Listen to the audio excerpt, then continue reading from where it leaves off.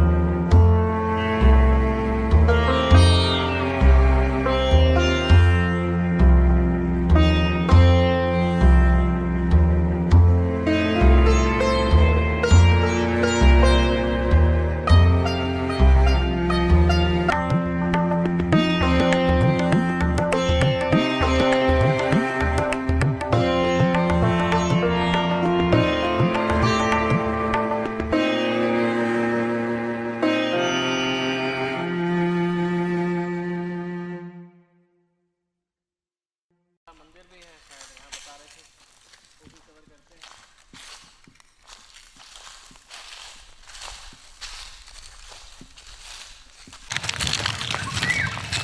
हम लोग आज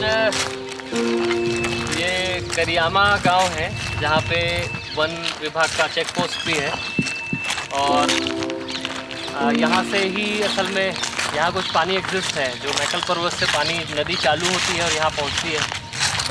ये नदी यहाँ पर है, इसको कोशिश कर रहे हैं जहाँ तक चल सके यहाँ से, नदी के अगल बगल से, नहीं तो फिर अप्रोचेबल रोड से जाएंगे।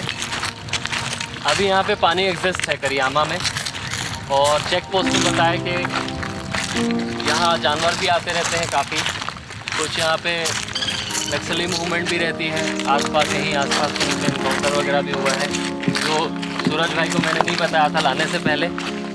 वैसे इनको बता भी देता तो ये आ जाते, कोई दिक्कत नहीं। आते नहीं आते, बिल्कुल आ जाते क्या, बता रहे थे यहीं कहीं गोली चली है करके, क्या फ़र्क पड़ता है। सही बात है, चल रहा है। तो सकरी रिवर है,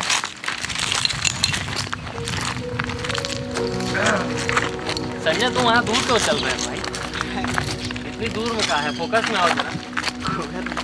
जैकेट में बड़े खूबसूरत लग रहे हो। इधर आ जाओ। कितना किलोमीटर चलने की तैयारी है आपकी बताओ? 1 किलोमीटर। नदी जो है 90 किलोमीटर। तो अब 90 किलोमीटर तो हमने टारगेट किया है, तो चलना तो पड़ेगा। सही बात। पानी कैसा है भैया पानी का टेस्ट? काफी साफ है यहाँ पानी, मेरे ख्याल से तो मीठा पानी है। यहाँ तक की पानी जो है अब देख लो नदी इतनी बची है। बह नहीं रही है, बहुत धीरे धीरे बह रहा है।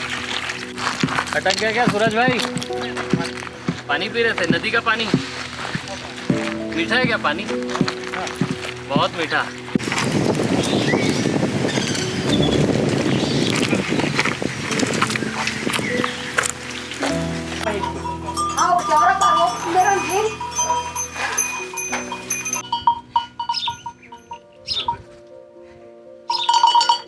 गर्मी में बने सूख जाते तो रोंत रहते, कोनो में रही थे पानी, कोनो में रही थे, कोनो में नहीं रहा। वही गड्ढा से खान के वही में के पीठन पानी झीरिया सन खान के गड्ढा से कुआं का छोटे सन।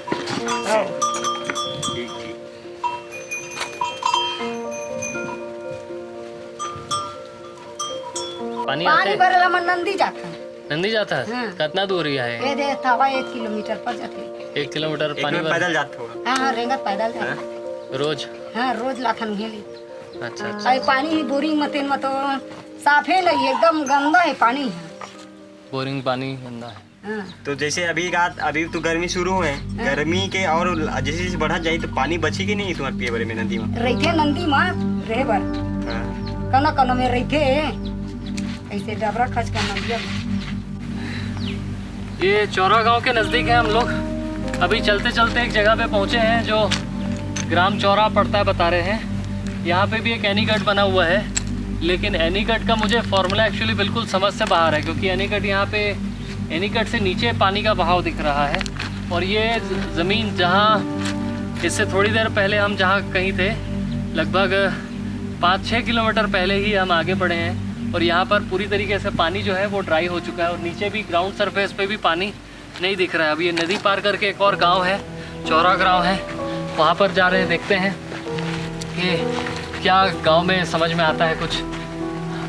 पानी तो बिल्कुल नहीं है यहाँ पे, नीचे कहीं पे ग्राउंड वाटर से अगर कुछ पानी जा रहा होगा तो जा रहा होगा, अनलेस यहाँ पानी दिखना, मुझे लगता है पानी धीरे धीरे दिखना बंद हो रहा है। जैसे जैसे हम आगे बढ़ते जा रहे हैं नदी की ओरिजिन से आगे की तरफ पानी कम हो रहा है, और ये हम सबको फिक्र करने वाली बात है। पानी कम हो रहा है। तोला कैसे लागे हो जावे ना, ये सड़क नहीं है शहर सरी हो।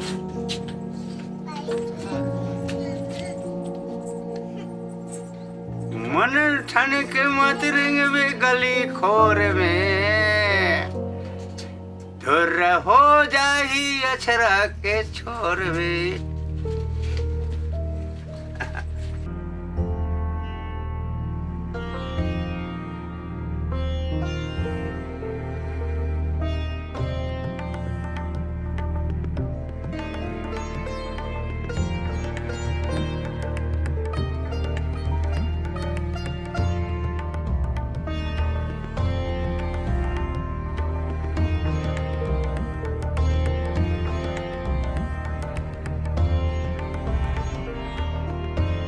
मरही मान चला तो दूसरा ये चुनाव का तो कोई सब तेरे तो वो केंद्र से बिगड़ पकड़ा जाता है। वार्ड में यह रायपुर और दुर्ग के बीच में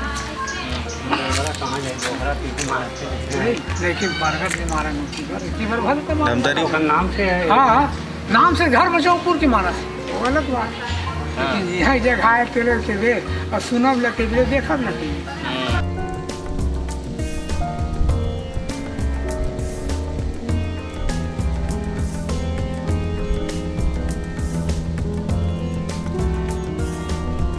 बोलती नदी यात्रा के दौरान हम लोग पहुँचे हैं यहाँ छेरकी महल में। Basically this is also a temple which is named as a Chherki Mahal. उसके पीछे भी रीज़न है, ये बेसिकली एक शिव मंदिर है जो यहाँ के स्थानीय जो नागवंशी राजा थे उन्होंने इसका कंस्ट्रक्शन करवाया था 14वीं सदी में। तो ये जो मॉन्यूमेंट आप देख सकते हैं, पहली बात तो ये एक नेशनल मॉन्यूमेंट है, और खोरम देव जो मंदिर है, मुख्य मंदिर भोरम देव मंदिर और मड़वा महल, इससे ये थोड़ा सा छोटा है, काफ़ी छोटा है इनफैक्ट। और अंदर में एक शिवलिंग है और साथ में गणेश जी की मूर्ति है। और रास्ते में अभी हमको जाते जाते ही ये मिला तो हम यहाँ रुके। और इसका असल में कोई शिरकी महल नाम पड़ने के पीछे भी एक स्टोरी है। असल में यहाँ पे स्थानीय जो लोग हैं, क्योंकि इसके दरवाजे पहले खुले हुए थे, ये बाउंड्री वॉल वगैरह नहीं हुआ करती थी और इसका दरवाज़ा भी नहीं लगा है, मतलब मुख्य द्वार नहीं लगा है। तो अक्सर जो है छाँव के लेने के लिए जो बकरियाँ हैं, मवेशी है, वो मंदिर के अंदर जा कर के शिवलिंग के पास बैठ जाया करती थी बकरियाँ। तो इसलिए बोलने चालने की भाषा में इसका नाम शिरकी महल रख दिया गया है।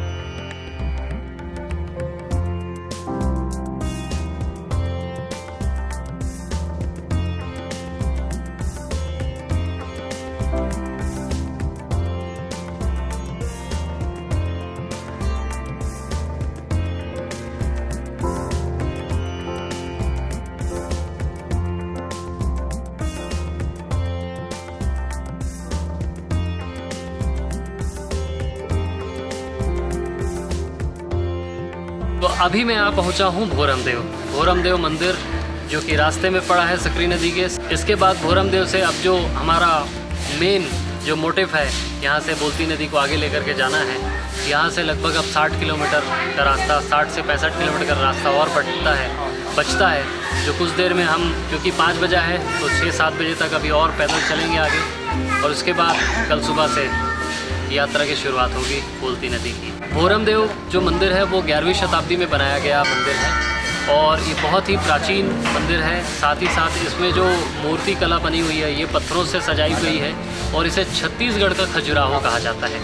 जी, छत्तीसगढ़ का खजुराहो कहा जाता है। साथ ही साथ लोग यहाँ पे बहुत दूर दूर से साल में एक बार आते हैं, जब यहाँ भोरम देव महोत्सव मनाया जाता है। हम लगभग भोरम देव महोत्सव के करीब ही यहाँ आकर के रुके हुए हैं और जो आसपास जो भीड़ नज़र आ रही है ये उसी महोत्सव को देखने के आई हुई है।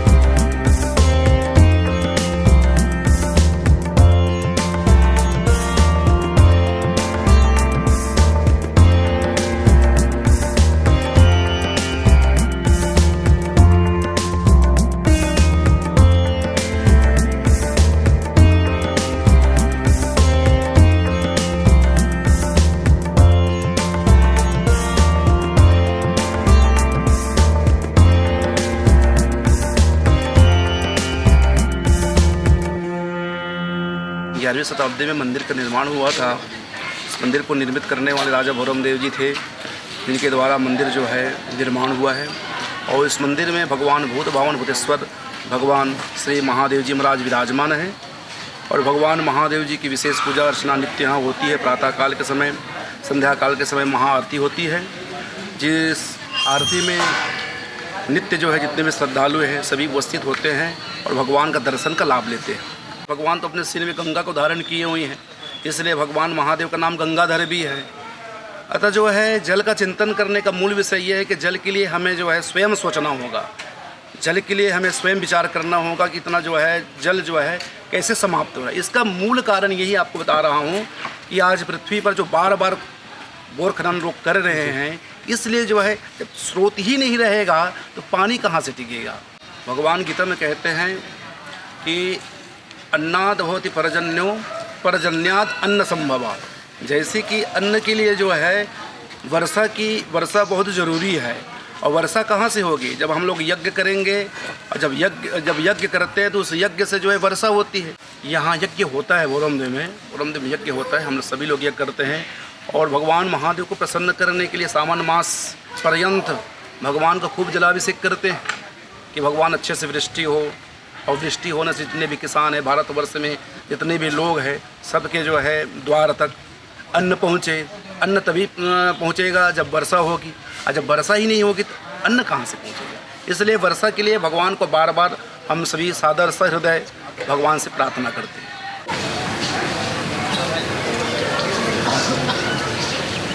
जब हम ऐतिहासिक धरोहरों पर अगर नज़र डालते हैं तो वो कई सारे रहस्यों से भरे पड़े होते हैं।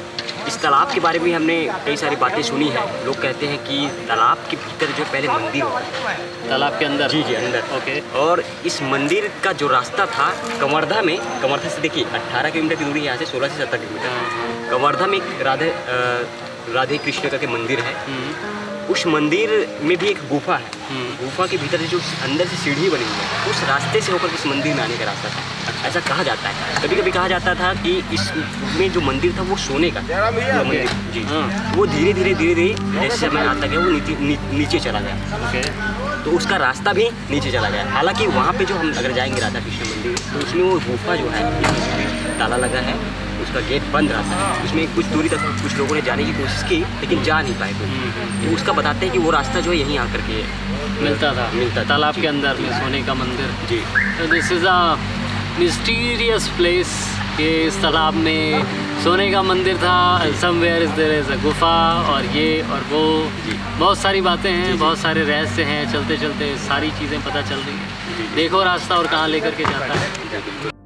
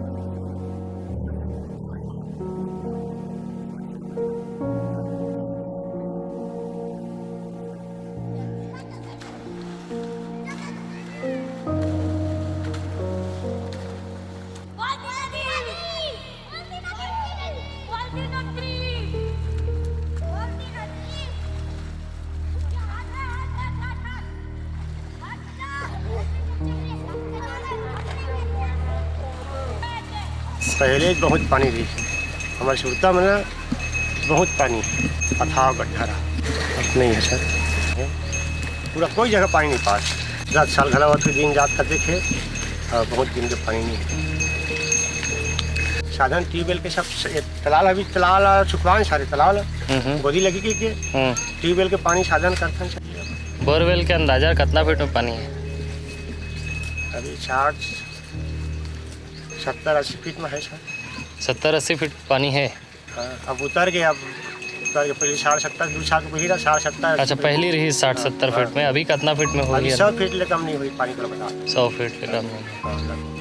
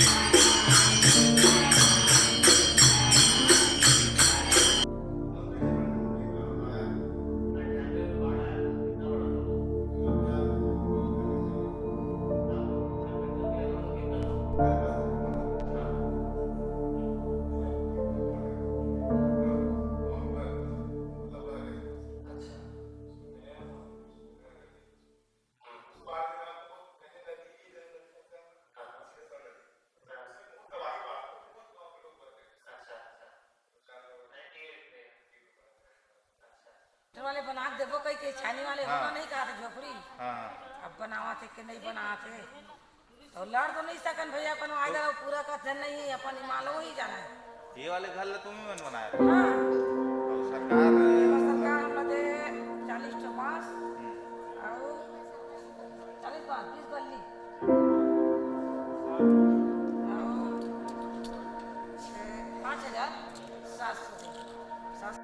कम से कम छाया ना बेटा कोकरो 5 मंजिल के कोई करोड़ के संपत्ति है और एक आदमी में ना मात्र रहेटा समर्थन रहे ओकर बना ले पन्नी ढाक के वही ओखर लिए महाले समझिए काबर बनी मजदूरी करके रात में आके खाना खाते और छाव में तो विश्राम करते ओतके गरीब सुख और जेकर पास छाया नहीं है ना वो कुछ भी नहीं है।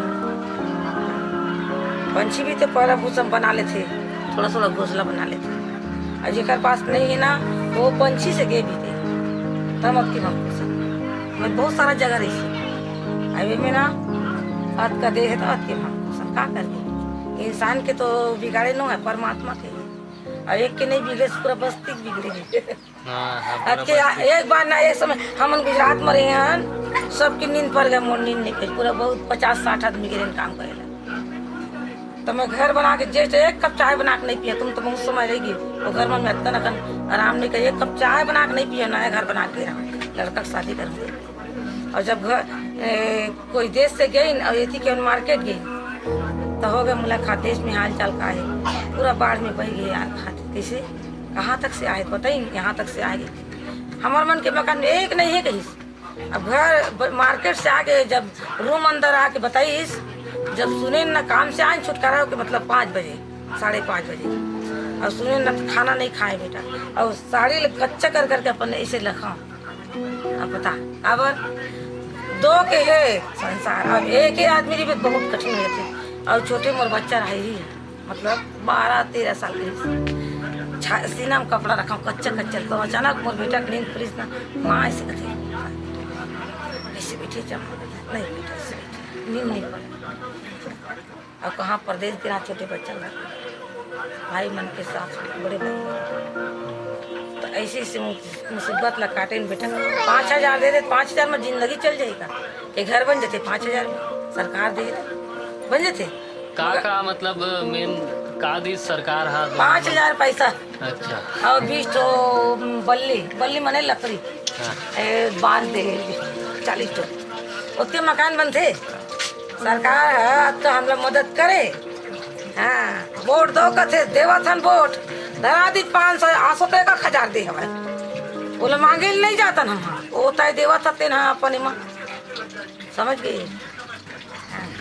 मगर कुछ देखना किसान मन के माफ करेंगे तो किसान के तो माफ कर दे कर जेकर 20 कब देते थे कर और गरीब के एको ही करने वाला का देता है कुछ मिली ऐसे है हमारे छत्तीसगढ़ के रवैया बाढ़ा थी तो लड़का मन बाढ़ा थे ऐसे कहाँ बाढ़ी ऐसे कहन हम अब 8 बजे रात कन आए पूरा आ गए हमारे घर में कब भर गे रहा तो लड़का भर मन घरे नाना रही लड़का मन ए बाबू अटका रही से यही है नोनी मन नाना रही है 5 जन रही नोनी मन है यही पारा काले सब अपन ससुराल गिन है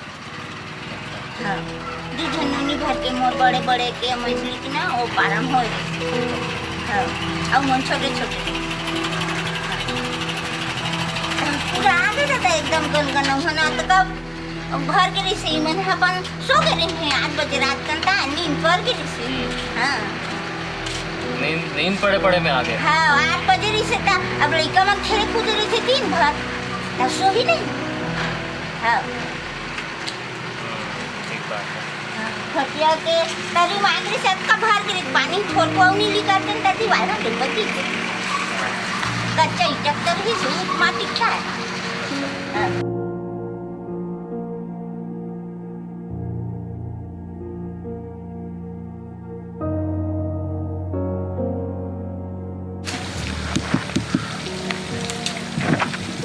अब तो गया बेटा बंदर रुक जा प्याज खा रहा है तुकाराम ध्रुव के इलाके में पंगा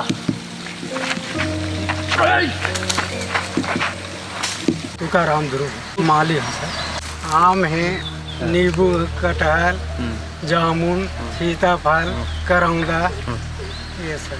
पानी के का व्यवस्था रहते, काम कौन बेला तो बोर से पहली कैसे रही इस पानी की? नदी से भी पहले नदी से। चारा घास के लिए, जानवर के लिए पंचायत में जाएगा, 5 पंचायत में जाएगा, इसको बीज तैयार कर रहे हैं।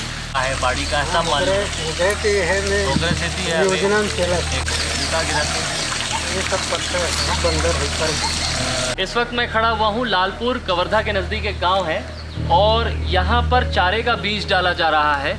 ये चारे का बीज अभी हम अप्रैल महीने के पहले हफ्ते में खड़े हुए हैं और जून के पहले हफ्तों में ये चारे का बीज जो है वो ग्राम पंचायतों में सप्लाई किया जाएगा। इसके पीछे रीज़न ये है कि छत्तीसगढ़ के नए सीएम उन्होंने एक नारा दिया है नरवा गरवा घुरवा और बारी का। उसके अंतर्गत में जो गौठान है, गौठान में पड़ने वाली ज़रूरतों को, मवेशियों के ज़रूरतों को उसको पूरा करने के लिए इस चारे के बीज का यहाँ पर क्रॉप किया जा रहा है। इससे ये होगा कि इसे ग्राम पंचायतों के लेवल पे इसे भेजा जाएगा और गौठानों में सप्लाई किया जाएगा, गांव में ही उगाकर। तो ये एक अच्छी पहल हो सकती है। इम्प्लीमेंटेशन कहाँ तक पहुँच पाता है ये देखने वाली बात होगी।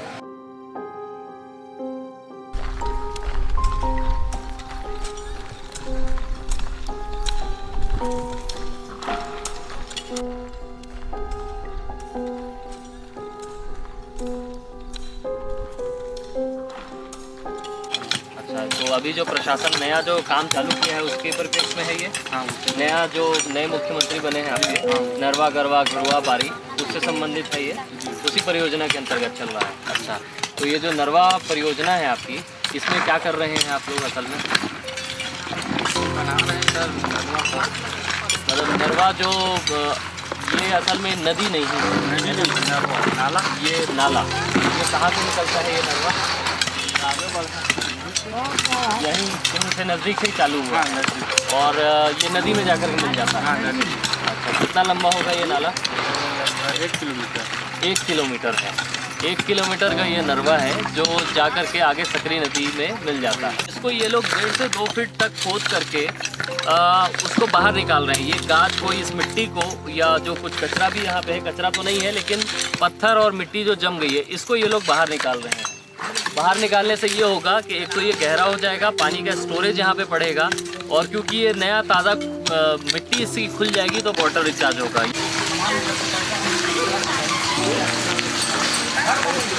कोठार ग्राम पंचायत ही है। अच्छा, और पटवारी हल का नंबर है मालूम है? 19। और ग्राम आबादी लगभग मतलब कितना आबादी है गांव के? कितना लोग रहते हैं? जनसंख्या 3 साल हुआ। अभी के बात कर रहा हूँ, अभी हाल अभी नहीं है, अभी फिलहाल 4 महीने नहीं चलता है। उसका चलता नहीं, 6 महीने चलता है। 6 महीना चलते हैं। कौन महीना से चलते हो? तो अब अपने को माने चल जुलाई से स्टार्ट हो, अगस्त से स्टार्ट हो जाते हैं। अगस्त से स्टार्ट होके कब खत्म हो जाते हो? अब अगस्त, सितंबर, अक्टूबर, नवंबर, दिसंबर, जनवरी का लास्ट, जनवरी पकड़, जनवरी के बाद बंद हो जाता है पढ़ना। अगस्त से जनवरी तक रखते हैं। जनवरी के बाद लास्ट समाप्त हो जाता है। जनवरी में बंद भी हो जाता है, मान के चल 20 जनवरी, 25 जनवरी के आसपास बंद हो जाता है।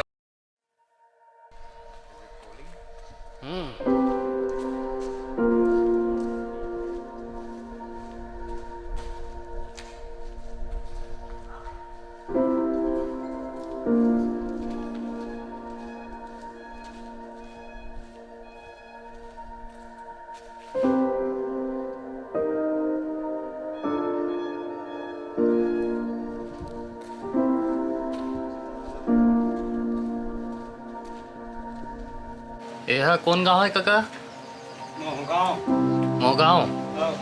अच्छा, तो कवर्धा तिलता सूख गए है, तुम्हारे यहाँ कैसे पानी कैसे है? पानी बोर चला था ना, वही बार मेरे चला था बोर। बोर के पानी है और आगे भी सूखा है। पूरा सूखा। पहले कैसे रही इस सकरी नदी तुम्हारा? पहले की बात तो जान तक जेठ बैसाख है, नहाए जाते ना तो इतना गड्ढा पर हाँ, धीरे धीरे कम हो गए। वो बहुत कम हो गए। ये सब काय बोर होइस और वहाँ नर्मदा मैया के उनका बंद हो गया। हाँ। गए नहीं तो नर्मदा मैया के भूल का बंद नहीं हुई ना तो की धार चलते रहा। वो कमरदा धार भाले टूट जाते एक ही चलत रहा। तो एमे और कोई नदी मिलते का अगर पहले में नर्मदा वाला जो बताते वो का है? वो नाला है अने वहाँ मेला हो।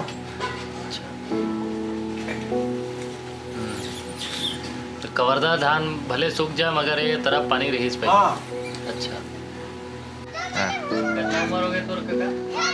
नहीं जानो भाई मैं पढ़े हुए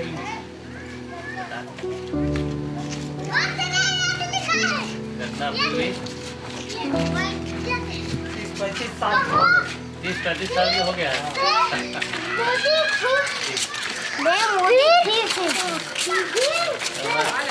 काका जी जो है 30-35 साल के हो गए हैं।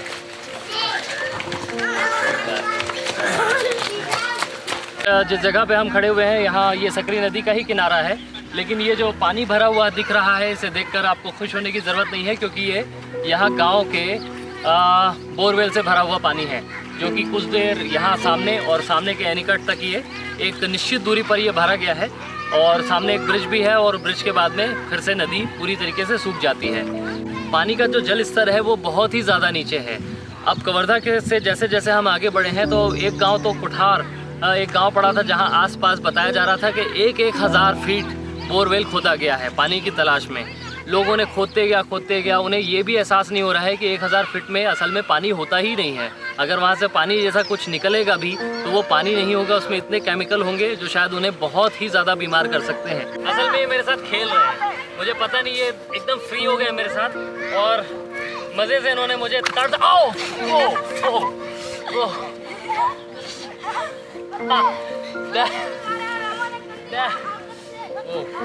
So that was surprising. बस अब और नहीं, और कोई है? और कोई मारने वाला है? अब मेरी बारी। भागो।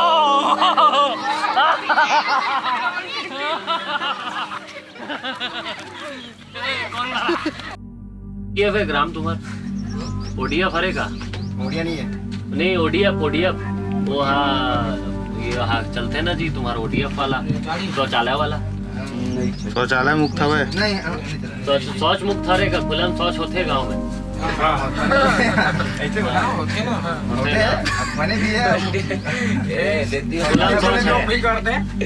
तुम्हारे गाँव के मुख्य फसल कौन सा है? धान बताइए। और ओकर अलावा चलते मतलब ज्यादा चना है, गेहूं है, अभी पेट में चना गन्ना और धान हो गया। और बताना नवा गाना गाना जीता हुआ वही कैसे टटक गया तो धान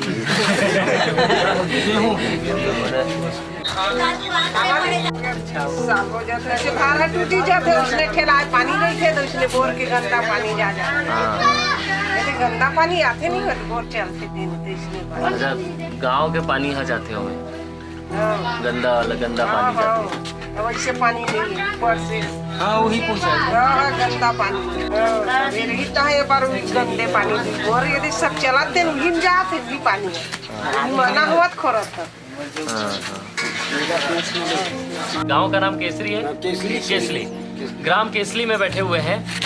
यहाँ पानी की स्थितियाँ लगातार अलग अलग जैसे जैसे हम उद्गम स्थल से आगे बढ़ते जा रहे हैं अलग ही लेवल पे जा रही है। यहाँ आकर के एक चीज़ मुझे महसूस हुई कि यहाँ लगभग 6 ट्यूबवेल हैं जो मुझे जानकारी मिली, जिसमें से 3 ही चालू है और उसमें से भी एक में कुछ ज़्यादा साफ पानी आता नहीं है। ट्यूबवेल के साथ साथ में दूसरी चीज़ ये है कि यहाँ पर आसपास बाड़ियाँ भी नहीं लग रही हैं। बाड़ियाँ नहीं लगने का एक कारण ये भी है कि यहाँ जो नदी है वो पूरी की पूरी तरीके से पत्थर में है, यानी कि जो नदी का सरफेस है वो पत्थर है और आसपास भी पत्थर है। तो बाड़ियाँ जो बड़ी बाड़ियाँ हम देख रहे थे अभी उद्गम स्थल से वो नहीं लग पा रही हैं। इसके साथ ही साथ में पानी का वाटर लेवल भी काफ़ी नीचे है जैसे जैसे हम आगे बढ़ते जा रहे हैं। तो सोचने वाली बात है इस बोलती नदी को करने के पीछे उद्गम स्थल से यहाँ तक चलने के पीछे जो कारण है वो यही है कि हम ऊपर से लेकर के नीचे चलते जाएं और आपको ये पूरा परिवेश दिखाएं कि जैसे जैसे जैसे हम आगे बढ़ते चले जा रहे हैं, पानी को लेकर के स्थितियाँ बदलती जा रही हैं और पहले से और बदतर होती जा रही हैं। जैसे जैसे हम नीचे चलते जा रहे हैं, नदी और पानी को लेकर के प्रेम कम है, पत्थर ज़्यादा है, कंक्रीट ज़्यादा है और धरती को लगातार बुखार चढ़ रहा है। इसके बारे में अगर हम नहीं सोचेंगे तो क्या किया जा सकता है। इस नदी में एक नाला भी है, यहाँ इस नदी से नाला नहीं है, यहाँ से एक नहर निकलती है जो वो भी सूखी हुई है। मछली पालन के बारे में तो कोई सोच भी नहीं सकता क्योंकि यहाँ तालाबों में पानी नहीं रहता। एक नई बात जो अभी मुझे पता चली, काका तू क्या नाम है तोर? राम प्रसाद जी से एक नई बात ये भी पता चली कि जो गांव का जो गंदा पानी है वो एक तो पहली बात नदी में जाता है। यहाँ तक बात ठीक थी, लेकिन जब बरसात का दिन आता है और ठंड का दिन आता है, जब पानी रहना चाहिए और नदी जब प्रवाह होता है, उस नदी के प्रवाह से भी जो पानी यहाँ पहुँचता है वो बहुत ही कम रहता है, यानी कि घुटनों तक रहता होगा पानी, है ना? घुटनों तक पानी रहता है, जिससे जो नाली का जो पहले से जमा हुआ पानी है वो भी साफ नहीं हो पाता है। तो कहने का मतलब ये है कि यूटिलाइजेशन ऑफ रिवर यहाँ पे ज़ीरो है। यहाँ नदी का इस्तेमाल बिल्कुल भी नहीं किया जाता। पूरी की पूरी तरीके से बोरवेल पे ये गांव आश्रित है और नदी को यहाँ नदी में जाकर के रहना, नदी से पानी लेना, उस नदी से पानी पीना, इस तरीके का जो कल्चर है, जो रिवर कल्चर के बारे में मैं हमेशा बात करता हूँ, वो यहाँ पे ज़ीरो है। रिवर कल्चर यहाँ पे बिल्कुल ज़ीरो का ज़ीरो नज़र आता है। ये बताइए आप लोग डेटा बताइए, हुआ है कुछ नहीं हुआ है, 100%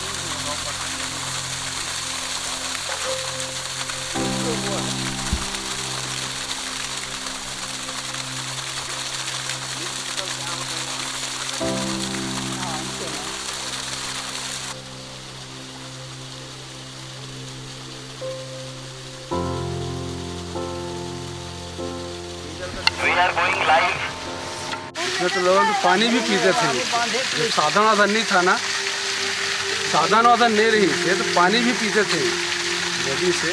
अपासी भी होता था, पहले ट्यूबवेल नहीं था ना, इसी से पूरा हम लोग का था और कम से कम 15-20 हार्स पार का था। उसी से पूरा गांव का बाजू वाला गाँव तमरवा पूरा पानी होता था।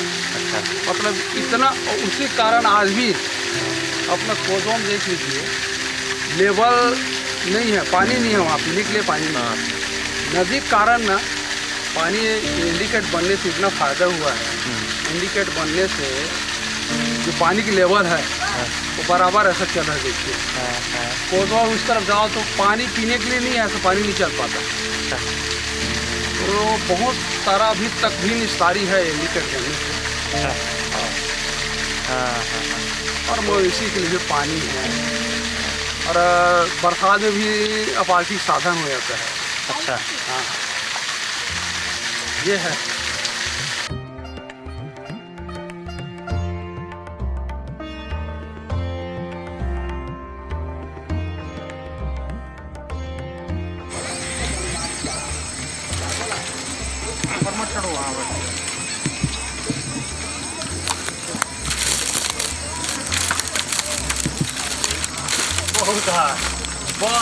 बहुत hard. Oh, I just slipped away. तो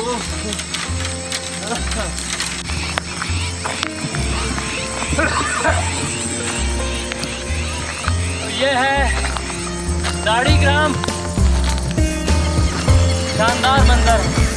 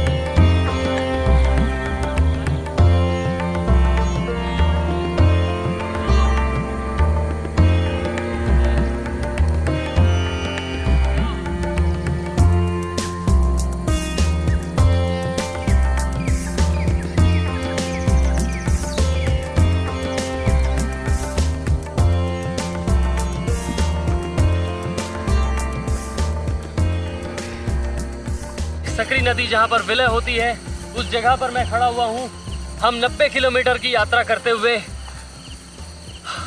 सकरी नदी के उद्गम से निकले थे और अभी आप पहुँचे हैं सकरी नदी के विलय पर। ये इस तट पर सकरी नदी का विलय होता है। हमारी यात्रा जो चालू हुई थी सकरी नदी के उद्गम से लेकर के सकरी नदी के अंतिम छोर तक, ये इस गांव पर ख़त्म होता है। हमारे बगल में ही दाढ़ी गांव है जहां तक की यात्रा थी और इस जगह पर सकरी नदी का विलय होता है। चलते चलते हम जिस मकसद के लिए निकले थे वो पूरा हुआ है और ये सकरी नदी का अंतिम विलय स्थल है जहां पर ये नदी मिलती है। और ये यहाँ सिर्फ ख़त्म नहीं होगी, इसके बाद और चलते रहेगी। हम नदियों की यात्रा आप सब लोगों के साथ करते रहेंगे। आप सबका सपोर्ट मिला, आप सब लोगों का साथ मिला, उस सब के लिए शुक्रिया। बहुत सारे लोगों का थैंकफुल हूँ मैं। बहुत सारे लोगों से मेरी शिकायतें हैं और बहुत सारे मेरे सजेशंस हैं और मैं सबको बहुत बहुत शुक्रिया अदा करता हूँ। सकरी नदी के विलय स्थल से अमीर हाशमी, बोलती नदी मीर फाउंडेशन के लिए नमस्कार।